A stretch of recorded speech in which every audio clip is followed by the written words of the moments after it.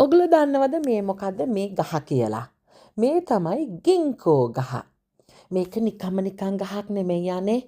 මේක ඉස්සර කාලේ ඩයිනසෝස්ලා ඉන්න කාලේ ඉඳලම පැවතගෙන එන ගහක්ලු. මේ ගහ නෙමෙයි. මේ ගින්කෝ ගස් කියන ඒවා. හරිද? මේ ගින්කෝ ගහ වැඩියෙන්ම ලස්සන ඕටම් එකේ. මේ පාර වින්ටර් එක වෙලත් මේ ගින්කෝ ගහේ කොළ තාම වැටෙනවා.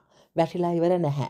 මේ ගින්කෝ ගස්වල කොළ වැටෙන කාලට, ඒ කියන්නේ ඕටම් එක කාලෙට මේ ගින්කෝ ගස් පිරීලා තියෙන උද්‍යාන තියෙන ඒවා බලන්නම ලෝකෙ පුරාම ඉන්න ටුවරිස්ලා මේවා තියෙන මේ තැන්වලට යනවා කියලා මං අහලා තියෙනවා. පුදුමයක් නෙමෙයි යන්නේ ඒගොල්ලෝ අනේක. මොකද මේ ගින්කෝ ගහෙන් වැටෙන කොළ හරිම ලස්සනයි.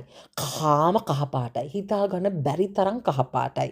ඒ මුළු ගහම වැටිලා ඉවර වුණාට පස්සේ බිම පේන තෙක් මානෙම කහපාටයි. ඒච්චරට ලස්සනයි. මේ ගින්කෝ ගහේ කොලේ හරිම වැදගත්. නිකන් කොලයක් වගේ නෙමෙයි යන්නේ. ඒක හරි ලස්සන පොඩි ෆෑන් එකක් වගේ. ෆෑන් ගොඩාක් එකතු වෙච්ච පුංචි කොළ ගොඩාකින් තමයි මේ ගින්කෝ ගහ හැදිලා තියෙන්නේ. හරි වෙනස් විදිහේ හැඩයක් තමයි ගින්කෝ ගහේ කොලේට තියෙන්නේ. මේ බලන්නකෝ මෙන්න මේ වගේ. ඔයා තව දෙයක් කියන්නම්. ඔගොල්ලෝ දන්නවද මේ ගින්කෝ ගස් ඔය ජපානයේ චීනේ වගේ පැතිවල රටවල් වල හරි ප්‍රසිද්ධයි. මේ ගින්කෝ ගහ හරි අපූර්ව කතාවක් තියෙනවා. 1945 හිරෝෂිමා නගරයට බෝම්බ දාපු වෙලාවේ, පරමාණු බෝම්බ දාපු වෙලාවේ ඊට පස්සේ මේ ගින්කෝ ගස් කිහිපයක්ම නැවත දළුදා වැඩෙන්න පටන් ගත්තා කියලත් කතන්දරයක් තියෙනවා. ඒක බලන්නකො හරි පුදුමයිනේ. පරමාණු බෝම්බ දාලත් ගින්කෝ ගහ මැරුන්නේ නෑනේ. ඉතින් ඒකෙන් අපිට ඉගෙන ගන්නත් ගොඩක් ලොකු දෙයක් තියෙනවා නේද? කොච්චර අපි අදගෙන වැටුණත් මේ ගින්කෝ ගහ වගේ අපිට අපව නැගී හිටින්න පුළුවන්. නැද්ද? ඔගොල්ලෝ දන්නවද මේ මොකද්ද මේ ගහ කියලා? මේ තමයි ගින්කෝ ගහ. මේක නිකන් ගහක් නෙමෙයි යන්නේ.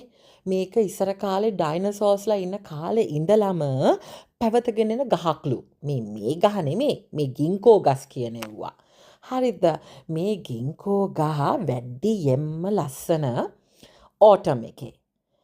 මේ පාර වින්ටර් එක වෙලත් මේ ගින්කෝ ගහේ කොළ තාම වැටෙනවා.